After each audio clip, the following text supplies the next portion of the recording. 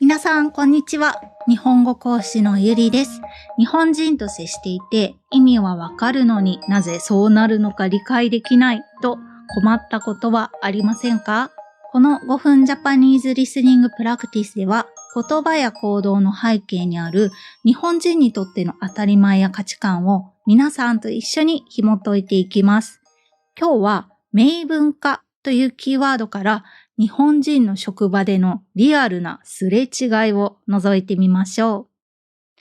今日は Z 世代コミュニケーション大全という本から入社1年目の A さんとその先輩のチームリーダーの間に起きた面白いエピソードを紹介しますね。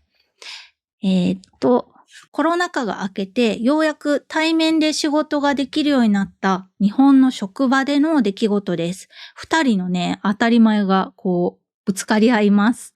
皆さんはどちらの気持ちがわかるか想像しながら聞いてみてくださいね。まず、新人 A さんの言い分からいきましょう。A さんは仕事に行くとチームリーダーが対面で手取り足取り教えてくれることに感謝をしていました。でも心の中ではこう思っていました。ありがたいけど正直ちょっと非効率的だな。マニュアルはないんですか？そう聞くと先輩はなぜか嫌な顔をします。人によって教え方が違うのは公平じゃないし、マニュアルがあれば後から自分で確認できるのにと思ったわけですね。また、メモを取りなさいと言われたので、録音しているから大丈夫ですと答えたところ、今度は自分なりにまとめて提出してと言われました。さらにお昼休み、リラックスしたかった A さんは先輩からのランチの誘いを断って、ご飯を食べて席でヘッドホンをつけてゲームをしていました。すると戻ってきた先輩に会社でゲームはやめとけよ。そんなヘッドホンしていたら電話も取れないだろと注意をされます。A さんは思いました。休み時間まで縛られるの？ランチに行ってる先輩だって電話は取れないのに。と思いました。次にチームリーダーの言い分を読みますね。やっと対面で教えられるようになったのに A さんが何を考えているのかわからない。何を理解しているのかわからない。質問も出ない。ノートも取っていない。録音していますと言われても本当に大事なポイントがわかっているのか不安だ。しょうがないからまとめを作らせることにしよう。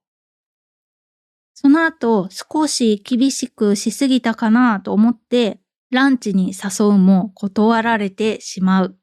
戻ってきたらヘッドホンでゲームをしている。先輩の本音はこうです。職場にいる以上、休み時間でも周りの状況には気を配ってほしい。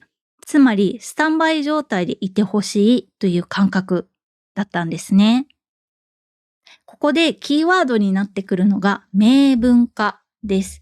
これは曖昧な決まり事を言葉や文章ではっきり示すことを言います。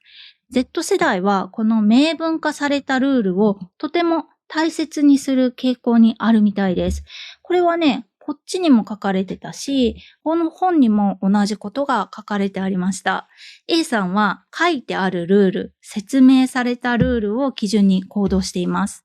一方で先輩は言わなくてもわかるはずのルールを前提にしていましたね。例えば9時集合と言われたら、ある人は9時ちょうどに来ることもありますよね。でも日本の職場では5分前には来ているのが常識と考える人が多いです。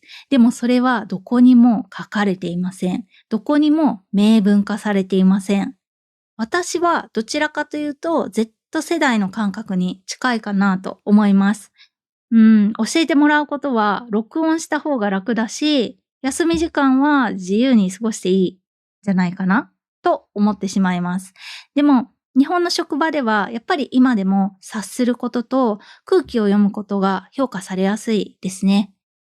その兼ね合いが難しいところですよね。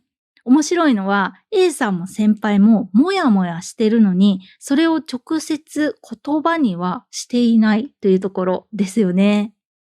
今日は職場で起きた Z 世代とそれ以前の世代とのすれ違いを見えないルールという視点からご紹介しました。皆さんの国にも世代の違いから生まれる説明されていない職場のルールはありますか？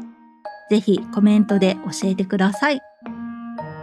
それではまた次のエピソードでお会いしましょう。バイバイ。